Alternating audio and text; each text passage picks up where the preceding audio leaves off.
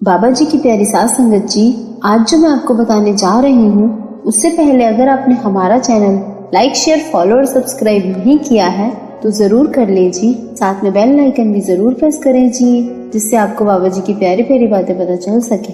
और लाइक करना बिल्कुल न भूलें जी। वो कहते हैं ना, मुझे मेरे प्यारे सदगुरु के साथ देखकर लौट जाते हैं गम। कहते हैं इसका कुछ बिगाड़ नहीं सकते हम। साथ संगत जी, एक बंदा था, वो बहुत ज्यादा अमीर था। उसके पास बेइंतहा पैसा था। उसके बहुत सारे बिजनेस चल रहे थे और उसकी कई सारी फैक्ट्रीज भी थी। वो बंदा हर तरह से संपन्न था।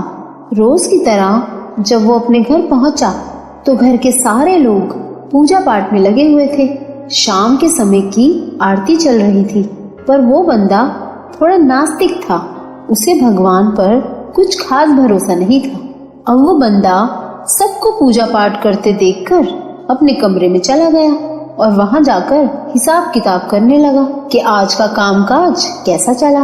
अब उसको काफी थकान और बेचैनी हो रही थी, तो वो अपने नौकर को आवाज लगाकर कहता है कि मेरे लिए चाय ले आओ। पर जैसे ही नौकर चाय बनाने जाने लगता है तो उस बंदे को अचानक सीने में दर्द होने लगता है, बेचैनी बढ़ जाती है। और फिर वो बंदा अपने नौकर को दोबारा आवाज लगाता है और कहता है चाय रहने दो, पहले डॉक्टर को फोन लगाओ, मेरी तबीयत खराब हो रही है। अब उसके घर में शहर के सारे बड़े बड़े डॉक्टर पहुंच जाते हैं।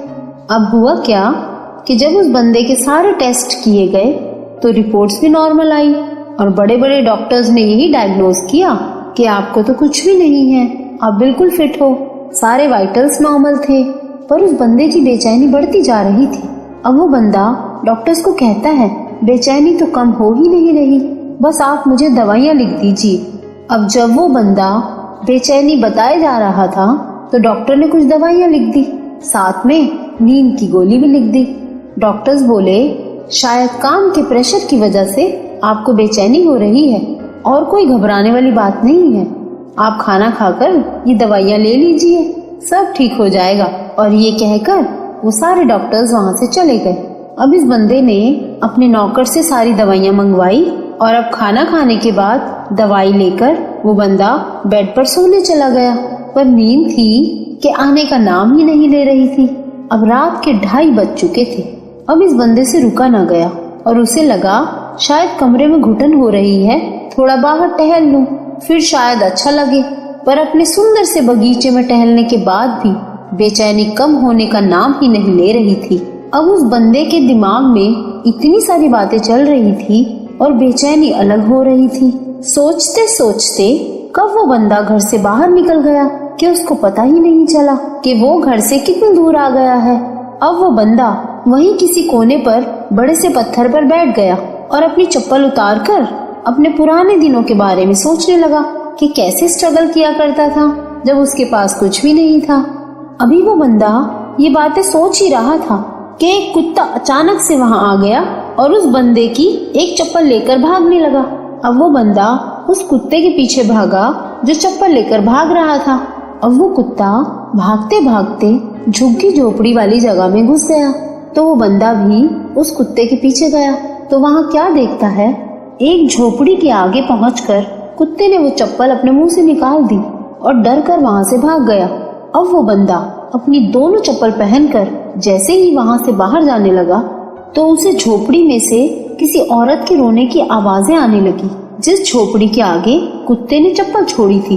उस वक्त सुबह के 4 बजे थे और अब उस बंदे को समझ नहीं आ रहा था कि औरत के रोने की आवाज है, जाकर पूछूं या वापस चला जाऊं।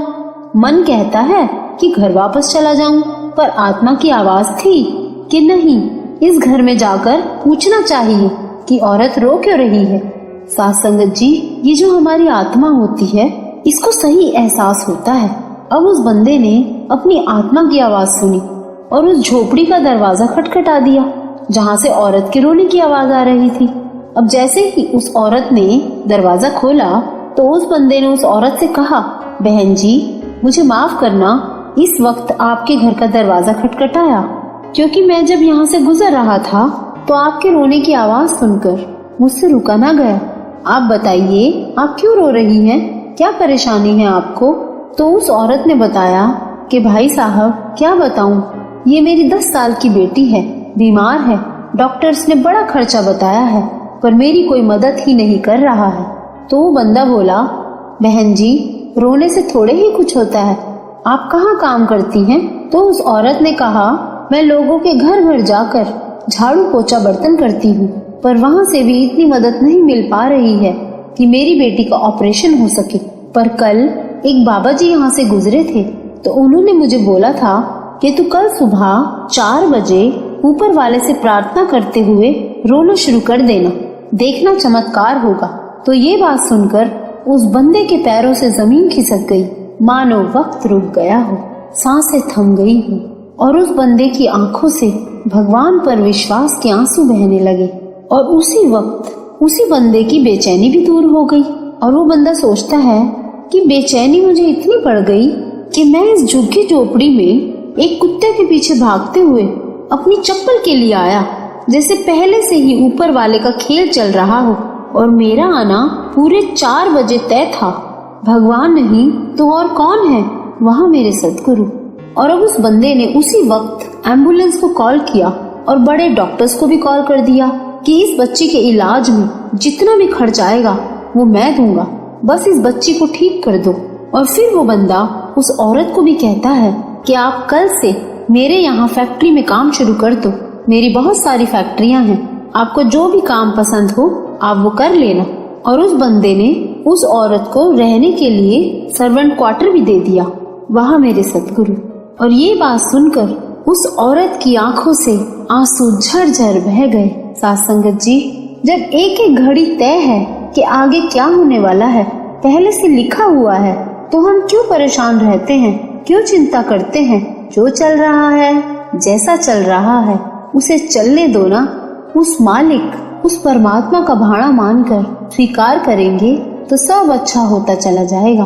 अब उस बंदे को ये समझ आ गया कि कितनी ही मेहनत कर लो, कितना ही काम कर लो, किसी की मदद करके जो सुकून, जो सेटिस्फैक्शन मिलता है, वो कभी भी इतना पैसा कमाकर भी नहीं मिलता। अब उस बंदे की बेचैनी तभी खत्म हो गई थी जब वो उस बच्ची के लिए एम्बुलेंस को फोन कर रहा था। साथ संगत जी, हमें इतना सेल्फिश होना ही नहीं चाहिए कि कमाने के चक्कर में हम इंसानियत ही भूल जाएं। साथ संगत जी, अगर हम अच्छे इंसान बनेंगे तो हमारे सतगुरु, हमारे प्यारे बाबा जी की खुशी जरूर हासिल होगी। तो बाबा जी की प्यारी साथ संगत जी, अगर आपको ये वीडियो अच्छा लगा हो तो लाइक जरूर करना जी, और इस वीडियो को ज्यादा से ज्यादा शेयर करना, जिससे बाबा जी की प्यारी संगत तक बाबा जी की प्यारी प्यारी बातें पहुंच सके। और इस चैनल को सब्सक्राइब भी जरूर करना जी।